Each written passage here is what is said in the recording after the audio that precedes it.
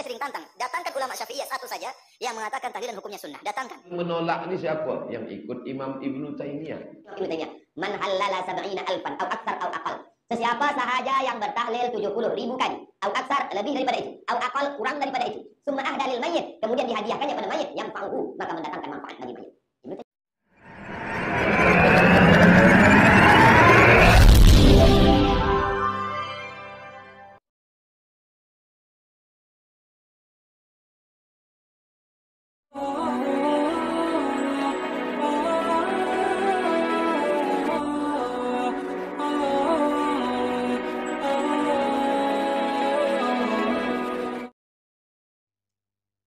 Assalamualaikum warahmatullahi wabarakatuh. Bismillahirrahmanirrahim. Alhamdulillahirabbil alamin. Nahmaduhu wa nasta'inuhu wa nastaghfiruh. Wa na'udzu billahi min syururi anfusina wa min sayyiati a'malina. May yahdihillahu fala mudilla lahu wa may yudlilhu fala hadiyalah. Assalatu wassalamu ala Rasulillah wa ala alihi wa sahbihi wa wala amma ba'du. Pemirsa TV yang dirahmati oleh Allah, alhamdulillah di kesempatan kali ini kita jumpa lagi di channel YouTube kami TV 414. Mudah-mudahan kita senantiasa manfaatkan lindungan rahmat dan juga taufiknya dari Allah, serta kita oleh Allah mudah-mudahan dilancarkan rezekinya, segala urusannya, diberi barokah rezekinya, barokah umurnya, dan mudah-mudahan kita oleh Allah dimatikan dalam keadaan husnul khotimah. Amin ya rabbal alamin.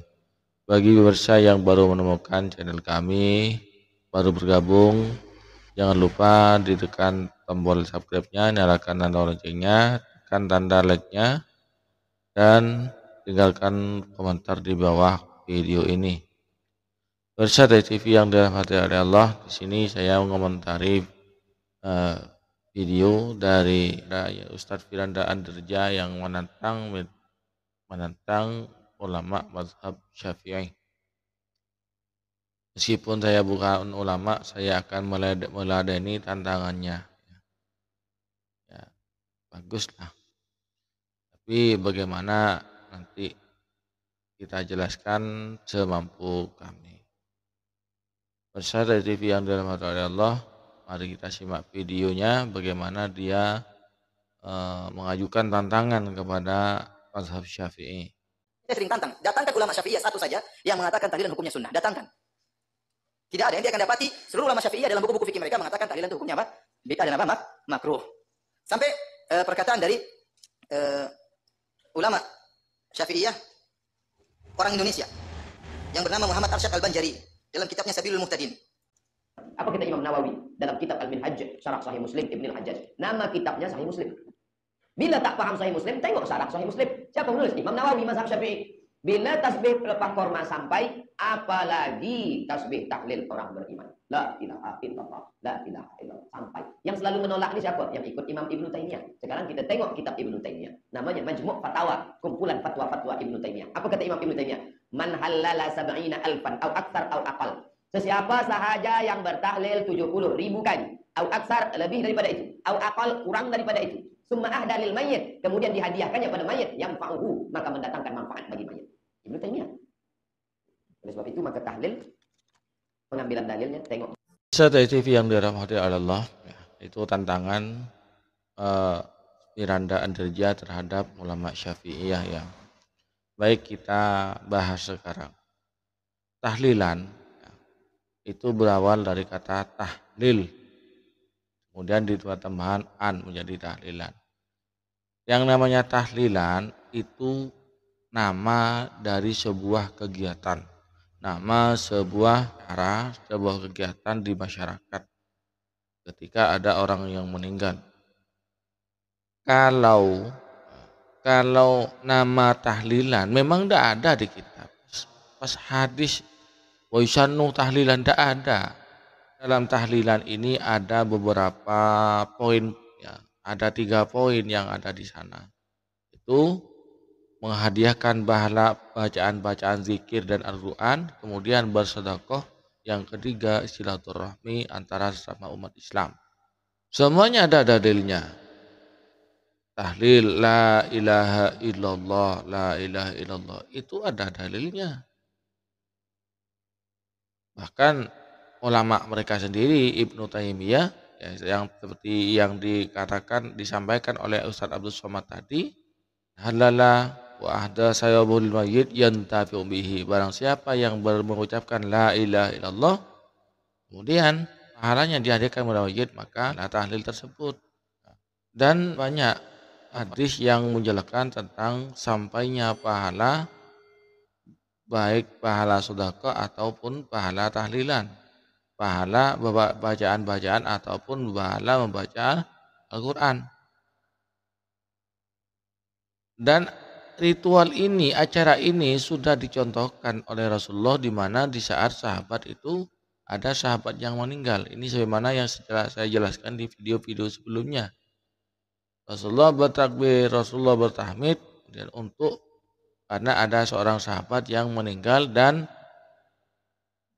sahabat ini dihimpit oleh bumi, sehingga Rasulullah itu membacakan bacaan tersebut, memohon kepada Allah agar kuburnya dilapangkan. Ini seandainya bacaan itu tidak sampai kepada si mayit, maka mestinya Rasulullah tidak mencontohkan, tidak melakukan. Karena ini bacaan-bacaan ini sampai kepada si mayit, maka Rasulullah melakukannya. Jadi dalam tahlilan itu ada 3 unsur, yaitu menhadiahkan bacaan baik dari wiritan, tasbih, tahlil, tahmid, kemudian bacaan Al-Quran.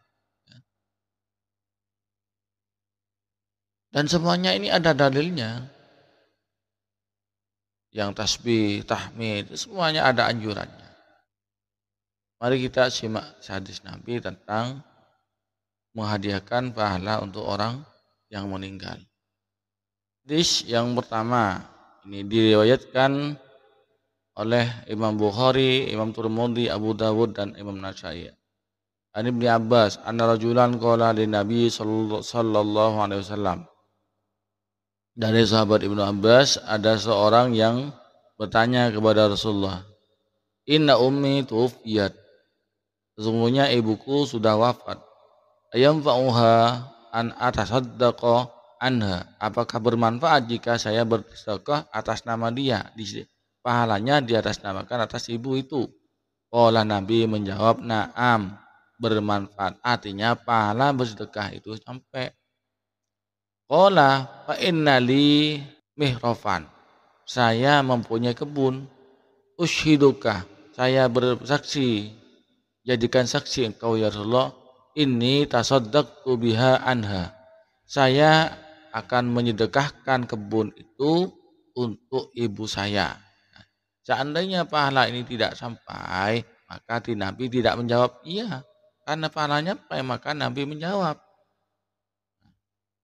Nah, dalam tahlilan itu selain membaca bacaan itu juga bersedekah. Tuan rumah ya sohibul musibah itu bersedekah makanan kepada orang yang tahlil, yang bertahlil, yang membacakan bacaan wiritan dan bacaan Al-Quran itu hadiahnya pahalanya dihadiahkan pada orang yang meninggal. Kemudian si tuan rumah bersedekah atas nama orang yang sudah meninggal. Jadi sama-sama dapat pahalanya ini. Kemudian hadis yang kedua dari Sayyidina Aisyah radhiyallahu anha, anna rajulan qala lin Nabi sallallahu alaihi wasallam. Ada seorang laki-laki yang bertanya kepada Nabi, "Inna ummi ulitat." Sesungguhnya ibu saya mati mendadak. Wa araha law takallamat tasaddaqat. Dan saya berpendapat jika ibu saya sempat berbicara, tasaddaqat, maka dia akan bersedekah. Falaha ajrun in tasaddaqtu anha. Apakah ibu itu mendapatkan pahalanya jika saya bersedekah atas nama dia? Qala, Nabi menjawab, na'am, iya. Ini bukti bahwasanya pahala bersedekah itu dan pahalanya yang lain itu nyampe kepada mayit. Muttafaqun alaih. Hadis ini diriwayatkan oleh Imam Bukhari Muslim dengan redaksi yang sama, muttafaq alaih redaksinya sama. Terserah hukumnya dikatakan bagaimana, bid'ah atau bagaimana ya. Yang jelas memang kontroversi, ada yang mengatakan sunnah, ada yang mengatakan bid'ah. Saya yakin tidak ada salahnya yang mengatakan sunnah karena Rasulullah pernah mencontohkan. Dan ini bisa dikatakan sunnah fi'liyah karena dilakukan oleh Nabi. Kalau Nabi yang bersabda itu sunnah kauliyah, kalau Nabi yang berbuat itu sunnah fi'liyah. Kalau Nabi tidak berbuat, tidak menyuruh, tidak memerintahkan, kemudian tapi Nabi tidak melarang, maka dinamakan sunnah takririyah. Terus tadi yang dikatakan tahlilan itu makruh. Nah ini dipotong oleh Hari Firanda ini. Bagaimana yang makruh bahkan bisa haram jika dalam kegiatan tahlilan, acara tahlilan itu memberi makan keluarga, memberi makan orang yang tahlilan itu diambilkan dari tirkat si mayit yang masih belum dibagi-bagi secara syar'i. Itu yang tidak boleh. Itu yang haram, itu yang makruh. Ya. Sementara yang terjadi di masyarakat, ya, konsumsi atau makanan yang diberikan kepada orang yang mengikuti tahlilan itu bukan murni dari orang yang keluarga si mayit, tapi hasil dari urunan. Artinya orang-orang yang takziah di daerah kaum Nahdliyin itu orang yang takziah itu bawa beras, bawa mie, bawa gula, bawa telur. Itu kan bukan dikeluarkan dari orang yang mendapat musibah, keluarganya meninggal. Diambilkan dari sana. Lalu di mana makruhnya? Yang masak juga bukan yang meninggal, tapi tetangga dan saudara-saudaranya yang memasak.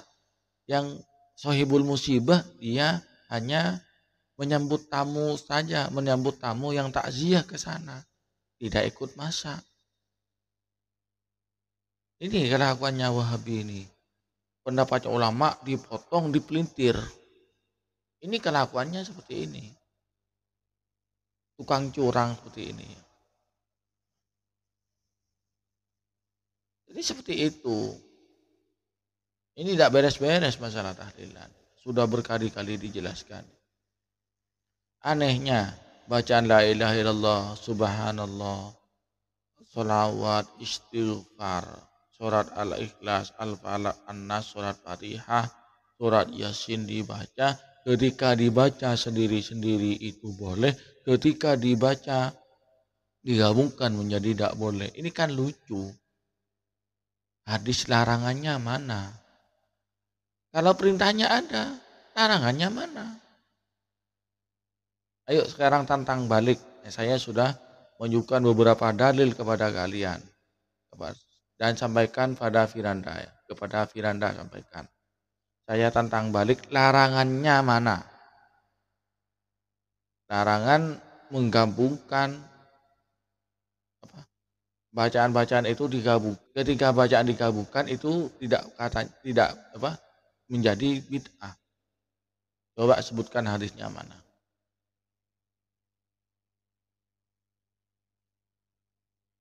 Pemirsa TV yang dirahmati Allah, itulah ya.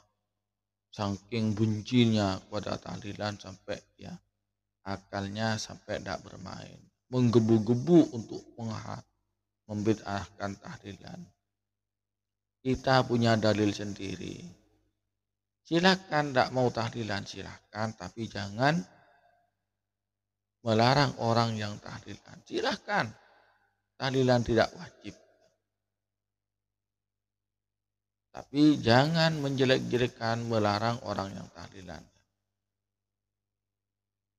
Bersama TV yang dirahmati oleh Allah, hanya ini sanggahan saya kepada Ustadz Firanda. Dan mudah-mudahan kita oleh Allah dijauhkan dari akidah-akidah yang menyimpang. dicabut nyawa kita dalam keadaan husnul khotimah. Amin ya rabbal alamin. Demikian, kurang lebihnya mohon maaf. Wassalamualaikum warahmatullahi wabarakatuh.